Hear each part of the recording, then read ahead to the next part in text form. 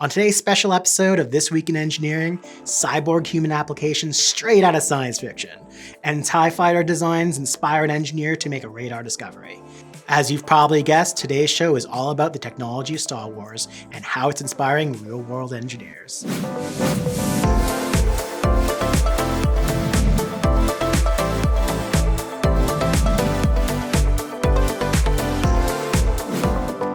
Today's episode is brought to you by Engineering.com, a globally trusted source for engineering content. Check out this and many other exclusive videos for the engineering professional found only on Engineering.com TV today. Star Wars has a rich heritage of powerful and memorable heroes and anti-heroes. But did you ever think that two of our most beloved main characters are cyborgs? There are also many side characters that can claim to be cyborgs, sporting some level of machine-to-brain or machine-to-body interfaces, like my buddy Lobot. You remember Lobot? Lando's right-hand man? Yeah, his name is Lobot. He has a cybernetic implant that allows him to interface directly with Cloud City's central computer, just like some people are attempting today. These characters have different abilities that are restored or enhanced cybernetically. This is not only inspiring to those with physical and mental challenges in the real world, it also sparks the imagination of engineers to design and build new tools and devices to help them. Take Luke's well-known prosthetic arm.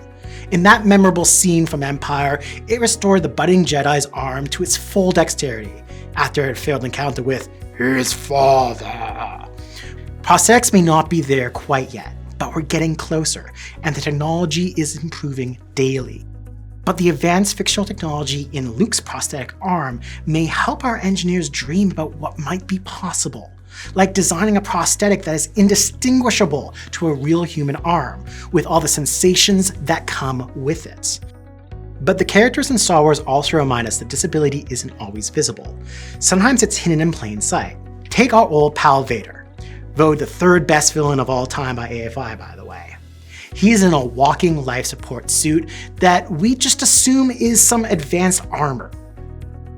In reality, this bad boy suit keeps Anakin's lungs breathing, his heart pumping, much like a pacemaker in an iron lung. Just as art inspires science, science can inspire art. So perhaps these inventions inspired the filmmakers to dream up Vader's mobile life suit to make sure he can wreak havoc against the rebels at any chance he gets. Well, like Vader, I'm a bit of a cyborg myself. I wear this little guy called a Dexcom on my belly to keep me appraised of my blood sugars, technology that wasn't even around years ago. Ever since I got it, I wondered, what do those controls in Vader's suit do? Does the blinking light on his chest warn him that his blood sugars are dropping? So the Dexcom tests my sugars every 5 minutes and sends the result to my phone and my smartwatch via Bluetooth. If this system realizes my sugars are too high or too low, it sets off alarms to ensure that I'm in the know. It's woken me up and saved my life on a few occasions. It will even send app notifications to my wife if it gets worried.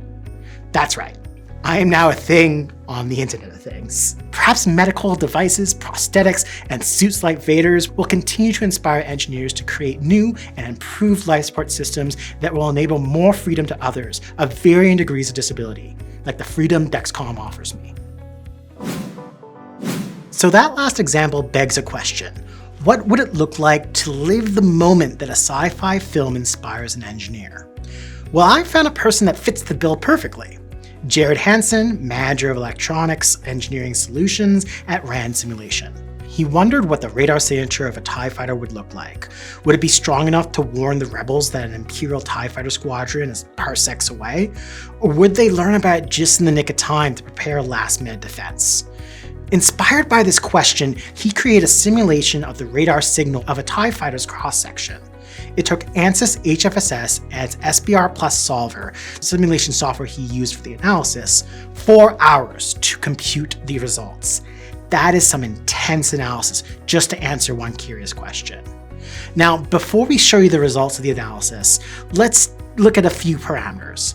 Due to bilateral symmetry, Hansen only needed to analyze one area of the ship. He could then apply the same results to other areas by rotating and mirroring the results. Focusing on the cross-section, you'll notice a few interesting things about the analysis.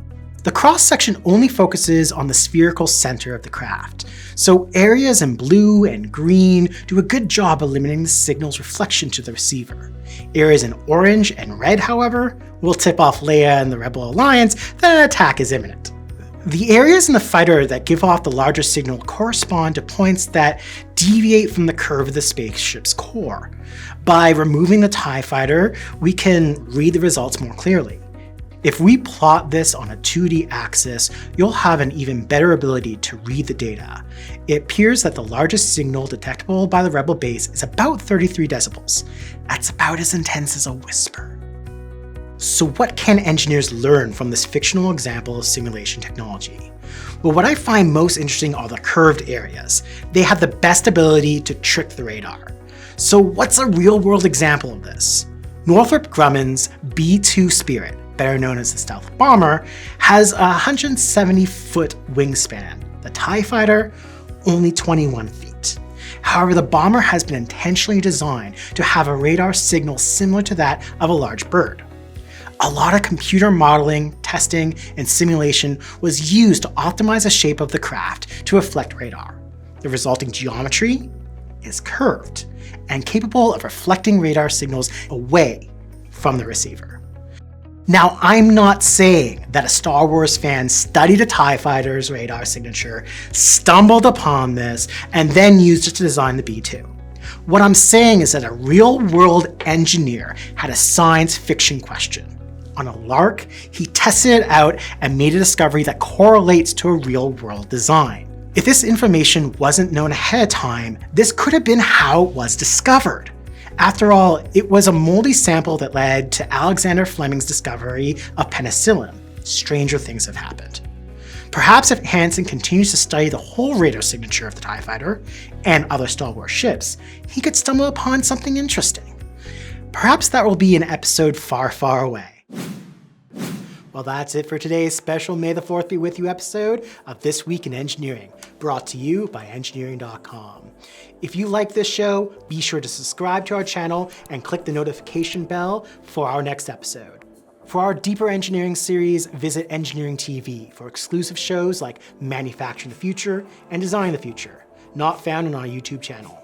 The links are in the description below. Thanks for watching.